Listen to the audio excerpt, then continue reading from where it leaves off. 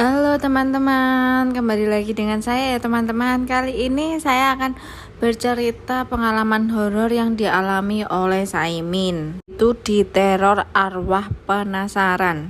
Di pekerjaan sehari-hari Saimin hanya sebagai tukang kayu. Suatu hari ketika sedang asik bekerja menyelesaikan meja dan kursi pesanan pelanggannya, tiba-tiba dari belakang Saimin merasakan ada sebuah pukulan keras di punggungnya. Anehnya ketika ia menoleh ternyata tidak ada siapa-siapa.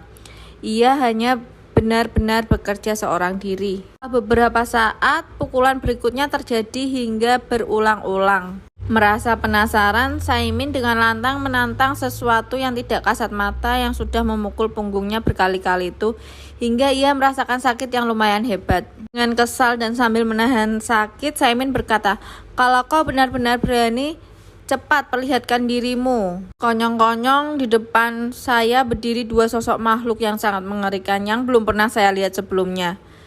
Saimin kaget setengah mati. Dua sosok itu wujudnya hampir seperti manusia namun badannya pendek, mungkin hanya sekitar 1 meter saja. Badan mereka gemuk dan keduanya hanya memakai celana dalam yang terbuat dari kain perca. Kulitnya kemerah-merahan dan masing-masing membawa pentungan kayu mirip gada. Kepala mereka pelontos, tidak ada rambut walau sehelai pun. Pada kedua matanya yang melotot itu juga tidak ada bulu mata dan alis. Lubang hidungnya mendongak ke atas seperti hidung babi dan besar sekali. Mungkin bisa dimasuki jempol kaki saking lebarnya teman-teman. Bibirnya tebal dan berwarna kehitam-hitaman, sedang gusinya yang menonjol itu hanya ditumbuhi gigi yang besar-besar dan berwarna agak kekuning-kuningan. Cerita Saimin mengenang mistis yang pernah dialaminya. Saimin yang tinggal di dusun Gunung Gedek, Desa Tempursari, Kecamatan Danomulyo, Kabupaten Malang itu saat bercerita mimiknya masih memperlihatkan ketakutan. Ini menandakan kalau ia masih trauma berat dengan peristiwa aneh yang dialaminya itu teman-teman. Saimin bercerita bahwa dia khawatir kalau kejadian tidak masuk akal itu akan terulang kembali. Sejak remaja, Saimin memang menekuni pekerjaan sebagai kuli bangunan dan tukang kayu. Kalau sedang menganggur atau tidak ada order menukang, ia kerap membantu bapaknya bertani di sawah. Setelah menikah dengan Giem, Saimin mencoba menjadi tukang kayu yang lebih profesional lagi, yakni dengan melayani segala bentuk pesanan seperti meja, kursi, bufet, almari, daun pintu, daun jendela, dan sejenisnya. Kebetulan sekali pada suatu ketika ia mendapat pesanan meja dan kursi dari seorang pelanggan dari kota Malang. Selama 2 minggu ia kerjakan pesanan itu dengan salah seorang kerabatnya yang bernama Sandi, yang kebetulan rumahnya dekat dengan rumah Saimin. Hari yang naas itu sekitar jam 9 pagi. Ketika itu Sandi belum datang karena masih pagi, sedangkan Saimin sudah memotong kayu dengan goloknya. Waktu itu tiba-tiba terasa punggungnya dipukul seseorang dengan keras dari belakang. Tentu saja Saimin menjerit kesakitan dan secara refleks langsung menoleh ke belakang. Semula dia mengira Sandi yang memukulnya, namun setelah melihat ke belakang ternyata tidak ada orang. "Alan, siapa yang memukulku ya?" gerutu Saimin. Setelah yakin tidak ada orang yang dicurigai, Saimin kembali meneruskan pekerjaannya. Namun 5 menit kemudian ia kembali menerima pukulan itu bertubi-tubi yang mendarat di punggungnya.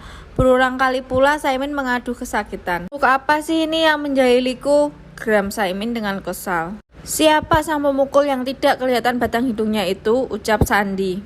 Juga Giem istrinya yang baru datang karena mendengar rintihan Saimin juga ikut bingung dengan kejadian tersebut. "Di sini tidak ada orang lain kecuali kita bertiga, Kang. Jadi siapa yang memukulmu itu sampai kau menjerit kesakitan?" tanya Giem dengan cemas. Saimin semakin geram. "Kalau memang kau lelaki sejati, tunjukkan wajahmu biar aku bisa melihatmu," tantang Saimin. Mungkin karena merasa ditantang, tiba-tiba dua makhluk mengerikan itu menampakkan diri di depan Saimin. Walau ada kesamaan dengan manusia, namun wujud mereka sangat mengerikan. Hanya lagi Sandi dan Giem tidak melihat kedua sosok makhluk mengerikan itu. Dengan tubuh sedikit gemetar, Saimin menanyai kedua makhluk itu, "Siapa kalian berdua ini? Ada apa sehingga kalian memukuliku terus?" Sialnya, kedua makhluk menyebalkan itu hanya menjawab dengan berkomat kamit, sehingga Saimin tidak bisa menangkap arti ucapan mereka. Karena kesal dengan memegang petel, Saimin memberanikan diri untuk menghalau kedua makhluk itu agar secepatnya pergi dari hadapannya. Namun kedua sosok makhluk itu malah meledek Saimin dengan menyulur-nyulurkan lidahnya yang sangat panjang, berlendir dan sangat menjijikan itu. Saimin yang sudah marah pun menyerang mereka dengan petel di tangannya. Celakanya ia justru diajar habis-habisan dengan pentungan yang dibawa oleh kedua makhluk itu. Dan Giem hanya bingung melompong melihat Saimin yang kalap. Tidak bisa menolong Saimin. Yang mereka tahu Saimin mengadu kesakitan dan terus menyabetkan petel ke depan atau ke samping dan belakang berkali-kali. Setelah sekian lama bertingkah demikian, tahu-tahu Saimin sudah ambruk tidak sadarkan diri, teman-teman. Siuman, Saimin jelalatan seperti orang bangun dari mimpi. Tak berapa lama kemudian ia berubah seperti orang yang ketakutan sehingga berulang kali menjerit-jerit. Saimin yang aneh itu cukup mengundang perhatian tetangganya. Tetangganya berkumpul untuk menanyakan apa yang telah terjadi. Sandi dan Giem tidak bisa bercerita apa yang sesungguhnya menimpa Saimin. Hanya yang mereka tahu, Saimin menyabetkan petel ke sana kemari seperti akan membinasakan musuh sambil berulang kali menjerit kesakitan. Mereka sendiri tidak bisa memberikan pertolongan karena mereka memang tidak dapat melihat kedua makhluk yang menyerang Saimin itu sampai kemudian Saimin ambruk. Minggu kemudian, Saimin masih merasakan sakit akibat pukulan kedua makhluk dari alam kegelapan itu. Lebih celakanya lagi, kedua sosok makhluk mengerikan itu masih kerap datang dan menebar teror seolah ingin membinasakan Saimin yang sudah tak berdaya dan hanya bisa terkapar di atas ranjang. Kedua makhluk itu datang meski banyak orang yang sedang menemani Saimin, namun tak satu pun dari orang-orang itu yang melihat keberadaan kedua makhluk tersebut. Mereka pun selalu mengancam Saimin dengan pentungan di tangannya. Akhirnya orang yang menyunguk Saimin pun banyak yang takut dan bingung lantaran Saimin selalu menjerit-jerit minta tolong atau bahkan sesekali menyembunyikan wajahnya dengan kain sarung.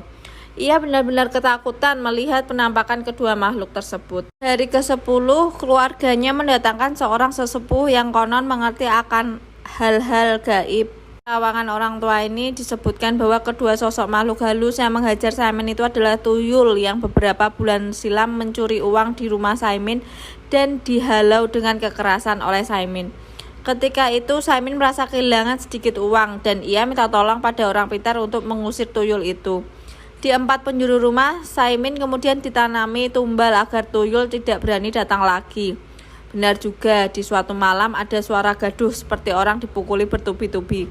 Begitu Saimin keluar, ingin melihat apa yang terjadi, suara itu lenyap ditelan kesunyian malam. Mungkin tuyul itu datang lagi, mau balas dendam karena dia sudah diajar oleh kodam tumbal yang ditanam di rumah ini. Itulah keterangan dari sesepuh itu. Sesepuh itu menyarankan agar Saimin minum jampi-jampi. 2 hari setelah minum jampi-jampi itu, Saimin agaknya merasa aman karena sudah 2 malam itu pula para tuyul tidak datang lagi menerornya. Dulu ya teman-teman, pengalaman cerita horor dari saya. Kalau ada teman-teman yang mau nulis pengalaman horornya bisa ya di kolom komentar. Jangan lupa di like dan subscribe teman-teman. Terima kasih.